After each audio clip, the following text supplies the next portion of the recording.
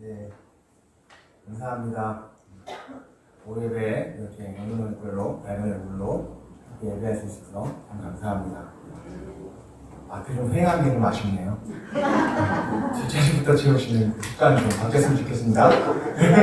네, 창세기 말씀을 가지고 나누도록 하겠습니다. 하나님 나라의 상속자라는 제목으로 말씀을 나눕니다. 우리가 너무도 잘 알고 있는 에서와 야곱과 에서의 이야기를 나누고자 하는데요. 말씀을 통해서 하나님 나라의 장자, 하나님 나라의 상속, 그 의미가 무엇인지, 우리의 일상을 돌아보면서 과연 나는 온전하게 하나님 나라를 상속하여 살아가고 있는 그런 자인지를 생각해 볼 수 있는 그런 시간 되시길 바랍니다. 이삭은 40세에 리브가와 결혼하여서 20년이 지났어야 아들을 낳았습니다. 이삭의 아버지 아브라함도 이삭을 낳은 나이가 다 아시는 것처럼 100살이었죠.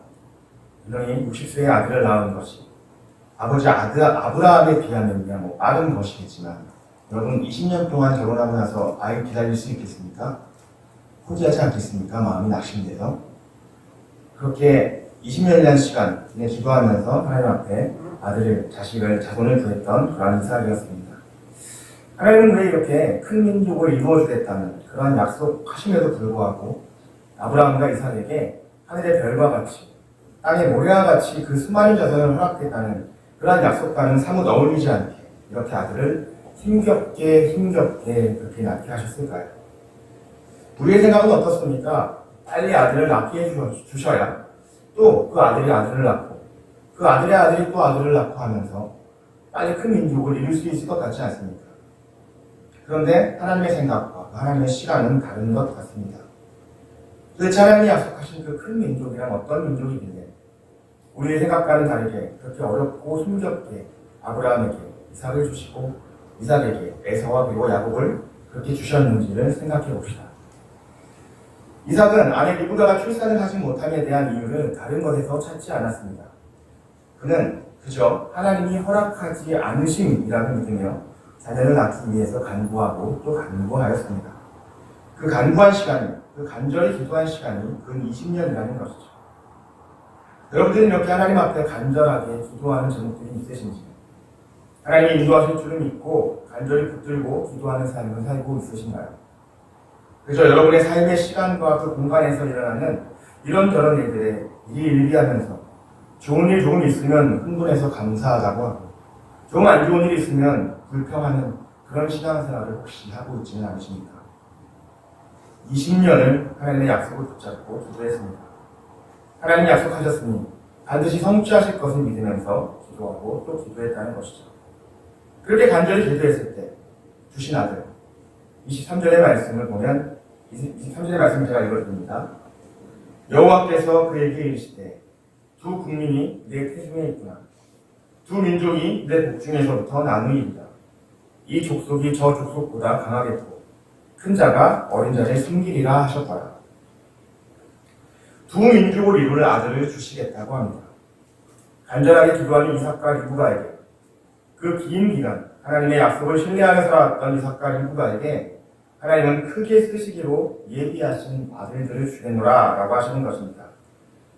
당장에 내가 기도하는 것이 쉽게 이루어지지 않았다고, 내가 뜻한 바대로 일이 되어지지 않는다고 하나님을 멀리하는 어리석은 주의 자녀들이 되지 않기를 바랍니다. 야고보 1장 4절의 말씀입니다. 인내를 온전히 이루라. 이는 너희로 온전하고 구비하여 조금도 부족함이 없게 하려 하십니다. 하나님께 간구하는데 기도 응답이 쉬이 되지 않는다고 하여서 낙심하지 맙시다. 하나님은 그 시간을 통해서, 그 간구하는 시간들을 통해서 우리로 하나님 나라의 백성됨에 부족함이 없도록 온전하게 이루어 가시는 것입니다. 하나님의 약속을 신뢰하면서 기다릴 수 있는 것, 기다릴 줄 아는 것, 당장의 어려움에 실망하지 않고 하나님이 이루신 일들을 사모하면서 믿음으로 살아내는 것, 그것이 하나님이 우리로 인도하시는 하나님의 그 온전한 백성이 되는 기름을 기억하며 그러한 삶을 살아낼 수 있는 저와 여러분 되시기를 소망합니다. 두 아들을 주셔서 두 민족을 이루겠다라고 하시는 그 하나님의 말씀은 알겠는데, 문제는 아직 태어나지도 않은 두 아들이 리브가 엄마의 태중에서부터 쌈박질을 하고 있다고 합니다. 정말 심상치 않은 일입니다. 왜 싸우는 것입니까? 먼저 나오려고 싸운대요. 먼저 나오려고. 장자가 되기 위해서, 첫째 아들이 되기 위해서 싸운다는 것입니다. 그래서 결국 태어나기를 에서가 먼저 나왔습니다. 그리고 야곱이 길을 쓰고 지지 않고 먼저 나오려고 에서의 그 발꿈치를 잡고 또한 따라 나왔습니다. 정말 대단하지 않습니까? 이 아들들. 이 형제의 싸움, 장자가 되기 위한 이 싸움은 바로 엄마 뱃속부터 있었다는 것이죠. 그런데요, 하나님이 예비하신, 이 아들들을 향해서 예비하신 계획, 그 말씀은 무엇입니까? 큰 자가 어린 자를 어떻게 한다고요? 큰 자가 어린 자를 섬기리라 라고 말씀하셨습니다. 하나님의 이와 같은 섭리를 보느니 큰 자인 형 에서와 어린 자인 동생 야곱은 큰 자가 되기 위해서 엄마 뱃속부터 다투고 있는 것입니다. 만약 하나님의 이러한 계획을 알았다면 그럴 리는 없겠지만 서로 형님 먼저 나가시죠. 아우가 먼저 나가시게. 뭐 이렇게 하는 그런 상황이 벌어지진 않겠습니까? 하나님의 보호하심은 그렇지만 어린 자에게 있습니다. 작은 자에게 있습니다. 연약한 자에게 있습니다. 그것을 모르는 인생들은 저마다 힘을 갖고자 하고 돈을 갖고자 하고 부유하고자 합니다. 그 가진 권력과 힘으로 빼앗고 다시 또 빼앗는 그 길로 그것이 당연한 것인 것처럼 그렇게 나아가는 것입니다. 그런데 다시 한번 말씀을 생각해 봅니다. 이 족속이 저 족속보다 강하되고 큰 자가 어린 자를 섬기리라. 너무 쉽게 강한 족속을 에서라고 생각합니다. 그리고 어린 자를 야곱이라고 우리는 생각하죠. 에서는 태어날 때부터 전신이 울긋불긋하고 털이 있는 아주 남성적인 아이였습니다. 에서는 커갈수록 더욱 강성해지고 사냥에 아주 능한 자가 되었고 들판에 뛰어다니며 맹렬하게 살아가는 자가 되었다고 합니다. 그렇게 보면 에서가 강한 족속이 맞는 것 같습니다. 야곱은 어떻습니까? 에서와는 달리 아주 조용하고 집 밖으로 잘 나가지 않는 야곱입니다. 힘없어 보이는 쌍둥이 동생, 그러한 야곱이죠. 그러하니 큰 자는 에서, 어린 자는 야곱, 그러한 고정관념이 우리에게 들어옵니다. 그렇지만 하나님이 예비하신 큰 자는 누구입니까? 하나님 나라를 상속할 자가 큰 자가 되는 것 아니겠습니까? 그렇다면 야곱이 큰 자이고 작은 자는 에서일 수밖에 없는 것이죠. 그러나 하나님 나라의 상속자, 하나님 나라의 그 장자는 어떤 자인지, 하나님이 기뻐하시는 자는 어떤 자인지 모르니 에서와 야곱은 뱃속에서부터 먼저 나오려고, 먼저 나오면 모든 것을 차지하리라는 욕심 가운데 경쟁할 수밖에 없었다는 것입니다. 성장하면서 야곱은 에서에게 경쟁자로도 여겨질 수가 없었을 것입니다. 자신에게 한 주먹거리도 안 되는 동생 야곱에게 장자권을 사기당할 것이라는 생각은, 그러한 상상은 해보지도 못했을 것입니다. 그렇다면 반대로 야곱은 어떻게 살아왔겠습니까? 제가 만약에 야곱이었다면 어릴 때부터 단단히 짜증이 나 있었을 것 같습니다. 에서가 정말로 형입니까? 에서가 왜 자신보다 장자가 되어야 합니까? 여러분, 형제들 중에 나이차가 한 살, 두 살만 한두 살 정도만 차이가 있어도 엄청나게 싸움하면서 크는 것을 보지 않습니까? 그러니까 조금 한 1년, 2년 먼저 태어났다고 심부름 시킨다고 이래라 저래라 잔소리하는 그 형과 누나들 정말 못마땅하게 여기지 않습니까? 그런데 지금 에서와 야곱은 1년, 2년은커녕 하루 이틀 차이도 아닙니다. 같이 나왔습니다. 길을 쓰고 먼저 나오려다가 힘에 붙여서 발꿈치까지 붙들고 그렇게 태어났는데 나오자마자 어떻게 되었나요? 사열이 결정되어 버렸습니다. 아버지의 사랑을 독차지하는 에서, 아버지의 모든 상속권에 대한 권리도 에서에게 주어진 것입니다. 화가 나지 않겠습니까? 야곱은 집에서 지내면서 어떤 생각을 했을까요? 아버지의 사랑을 얻기에는 형처럼 사냥을 잘하지도 못하고 힘도 없으니 자연스레 어머니에게 기대어 어머니의 위로를 받으며 그렇게 성장할 수밖에 없었을 것 같습니다. 그러던 어느 날이지요. 에서는 사냥을 하고 돌아왔습니다. 너무나 피곤한데 야곱이 죽을 끓여놓은 것을 보았습니다. 그래서 죽을 좀 달라고 합니다. 그랬더니 야곱이 하는 말, 장자권을 자신에게 이 죽으로 팔아라. 죽을 주면 그 장자권을 자신에게 달라. 이렇게 거래를 하려고 하는 것이죠. 만일 에서가 야곱을 정말로 경쟁 상대로 여겼다면 이리도 쉽게 그래 장자권 너 해라 난 죽을다오 그렇게 했겠습니까? 바보 같은 야곱, 힘없는 야곱이 아버지로부터 결정된 그 상속권을 자기가 원한다고 그러니까 죽으로 살 수 있는 것처럼 여긴다며 그렇게 속으로 우습게 생각하면서 비웃으면서 그렇게 팔아버리는 것처럼 그렇게 행동했겠죠.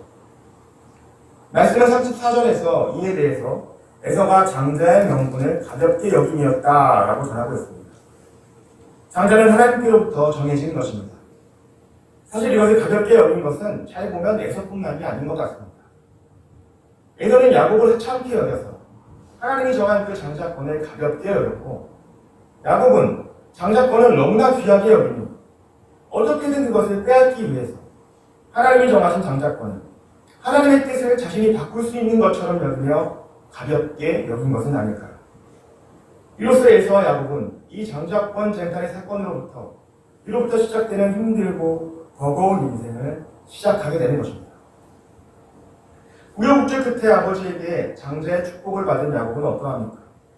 이제 장자로서 아버지의 집에 거하며 어머니와 함께 더욱 행복하게 형에게 떵떵거리며 살 수 있을 줄 알았습니다. 어쩌면 장자의 축복을 받은 자신이 그것이 더 온전하고 당연하다고 여기면서 에서는 이미 자신에게 장자권을 팔았으니까 할 말이 없을 것이다 라고 그렇게 순진하게 생각했을지도 모릅니다. 그러나 과연 일이 그렇게 잘 풀리나요? 되려 야곱이 아버지의 집을 떠나야만 했습니다. 열이 오를 때고 오른 에서는 이제 늙은 아버지 이삭이 세상을 떠나면 반드시 이 야곱, 이 하찮은 자식을 죽여버리겠노라고 그렇게 다짐했기 때문에 엄마의 미루가는 에서의 분노가 사그러질 때까지 야곱에게 외삼촌이 있는 그 라반의 집으로 바다나람 그 먼 땅 라반의 집으로 피해 있으라라고 그렇게 하고 보내게 됩니다. 야곱은 외삼촌 라반의 집에 가서 부모를 떠나서 아버지 이삭의 장자권을 얻었다고 그렇게 생각했는데 상속은커녕 함께 살지도 못하고 생각지도 못했던 먼 타향으로 목숨을 부지하기 위해서 떠나게 된 것이죠. 그리고 20년의 세월을 그곳에서 보내게 됩니다. 편안하게 보냈을까요? 하나님의 인도하심으로 외삼촌 라반의 딸 레아와 사랑하는 라헬을 아내로 맞이하였고 루벤에서 요셉에 이르기까지 그 땅에서 11명의 아들들을 낳았지만 외삼촌 라반과 그의 자식들의 계략으로 인해서 노예처럼 부림을 당하면서 추운 날이고 더운 날이고 비가 오는 날이고 밤이건 낮이건 삼촌의 그 양들을 삼촌의 그 염소들을 돌보는 그 고된 노역을 감당해야만 했습니다. 이 고된 날들을 야곱은 어떻게 견뎌냈겠습니까? 야곱은 오직 하나님만 의지하였습니다. 야곱은 아버지와 어머니를 떠나오던 그때 어둡고 외로운 밤에 홀로 바다나람을 향하는 길에 그 한 곳에서 유숙할 때에 두려움과 외로움 가운데에서 찾아오셔서 만나주셨던 그 하나님을 기억하였기에 버틸 수 있었습니다. 아브라함과 이삭의 그 하나님이 야곱을 찾아오셔서 할아버지 아버지에게 하셨던 그 언약을 야곱에게 갱신해 준 그 일을 기억하면서 외삼촌 라반의 집에서 참고 인내하며 그 고된 시간을 장장 20여 년을 이겨내었던 것입니다. 그러한 야곱에게 하나님은 복을 주셨고 야곱이 행하는 모든 일들에 함께 하셨습니다. 고된 시간, 마음을 흔들리게 하는 여러 사건 사고들, 나를 괴롭히는 사람들이 여전한 상황의 그 삶 속에서 야곱은 오직 하나님과 함께 하나님과 함께 하시고 인도하시며 복을 주신다는 그 약속을 붙잡고 사람의 계략과 사람의 행패에 넘어지지 않기로 결정하고 인내하기를 선택하였던 것, 믿음의 길을 선택하였던 것, 결국 하나님 허락하신 것들로 라반의 집에서 많은 양들과 염소들을 소유하고 담대하게 아버지 이삭의 집을 향해서 다시 돌아올 수 있게 되었습니다. 반면 에서는 어떠했을까요? 야곱을 죽이겠노라는 그 분노의 천에서는 부모의 바램과 이삭과 리브가의 바램과는 다른 길로 행하면서 이방 여인 해쪽 속의 여자와 결혼하였고 아버지의 집을 지키며 수고하는 것보다는 이방 사람들과의 연합을 추진하였습니다. 이방인은 해쪽 속 세일 사람들과 함께하였고 그러한 에서를 걱정하는 그 부모의 마음을 돌리기 위해서 아브라함의 첩이었던 하갈의 아들 이스마엘 그의 딸을 또한 처로 맞이하였지만 그것은 이삭과 리브가가 원하는 것이 아닌 바로 에서 그 자신의 방법이었을 뿐입니다. 점점 온전치 않은 방법과 그 삶의 방향으로 나아갔던 것이죠. 에서는 아브라함과 이삭의 경건하고 하나님을 경외하는 삶이 아닌 이방 족속과 어울리는 쾌락의 자리에 나아가기를 즐거워하였습니다. 야곱을 죽이겠노라고 할 정도로 귀하게 여겼던 그 장자권, 그 장자에 대한 아버지의 축복을 놓쳐버린 것도 자신이 이방 민족들과 연합하여 세상 속에서 이루어놓은 것들을 생각해보면 별로 아쉬운 것이 아니라고 생각했는지, 점점 어쩌면 에서는 야곱에 대한 분노도 조금씩 풀려져 갔던 것이 아닌가 생각을 해봅니다. 야곱이 돌아오면서 몰고 오는 수많은 양과 목축들을 볼 때 그것들이 만일 에서보다 더 부요하고 더 풍부하게 그렇게 에서의 눈에 보였더라면 에서는 분명히 시기하고 질투의 마음이 차올랐을 텐데, 아마도 에서가 볼 때 야곱이 가진 것들, 자신이 이방과 연합하여 쌓은 재물과 힘에 비하면 별로 그렇게 대단해 보이지 않았던 것입니다. 어린 시절 비웃었던 그 힘없는 야곱이 제법 성공했네? 라고 생각해주는 정도가 아니었을까요? 게다가 야곱은 약곡강에서 밤새 하나님의 천사와 씨름하다가 어찌 되었습니까? 허벅지 관절이 어긋나서 제대로 걷지도 못하고 절룩거리게 되었습니다. 오랜 시간 떠나있던 나무가 허벅다리가 온전치 못하여 절름거리며 걸어오는 것을 보면서 에서가 굳이 복수해야겠다는 생각을 했겠습니까? 참 불쌍한 녀석, 혀를 툭툭 차고 있지는 않았겠습니까? 그래서 에서는 야곱이 주겠노라는 선물도 괜찮다고, 네 소유는 네가 가지라고 돌려주려 하였습니다. 다시 만난 야곱이 깍듯이 형님이라고 칭하며 머리를 조아리니 에서는 그 옛날 그 죽 한 그릇 사건은 아무 의미가 없고 어차피 장자는 자신이며 야곱은 동생일 뿐이다 라고 생각하면서 그저 야곱을 품어주며 용서해 줄 수 있는 마음이 생겼을 것입니다. 그렇습니다. 우리 인생의 눈으로 볼 때는 에서의 생각과 크게 다르지 않은 것 같습니다. 에서의 권력, 에서의 힘이 더 위대해 보이고 축복으로 그렇게 여겨질 수도 있을 것입니다. 그러나 하나님의 생각은 어떠합니까? 하나님의 말씀은 어떻게 이루어집니까? 하나님은 택하신 어린 자, 야곱이 창세기 47장 9절에서 애굽의 바로왕에게 고백했던 험악한 세월을 보내었나이다 라는 그러한 말처럼 그의 순탄치 않은 삶의 순간순간에서 만나주시고 보호하시고 인도하시는 그러한 하나님을 야곱은 경험하였습니다. 그렇게 하나님과 동행하면서 하나님의 약속이 무엇이었는지를, 진정 하나님이 야곱에게 주실 큰 자가 어린 자를 섬기라는 그 장자권의 축복이 무엇인지를 깨달아가는 것입니다. 그것은 곧 아브라함과 이삭이 지나온 하나님을 경외하는 삶을 이어가는 하나님 나라를 세우는 하나님이 다스리시는 나라 이스라엘임을 깨닫게 되었고, 야곱의 12아들이 하나님 나라의 족속을 이루고, 또한 특별히 유다의 지파에서 하나님의 마음에 합한 자 다윗 왕이 나오고, 그 계보를 통해서 하나님의 아들 독생자 예수 그리스도, 만왕의 왕이신 구원받은 모든 이들의 부활의 첫 여름에 장자가 되시는 주님이 오심을 깨달았기에 감사하였다는 것입니다. 그러나 에서는 이러한 하나님의 나라, 그 섭리를 이해하지 못했습니다. 아마도 아버지 이삭의 축복, 야곱을 향한 이삭의 축복이 무용지물이 되었다고 생각했을지 모릅니다.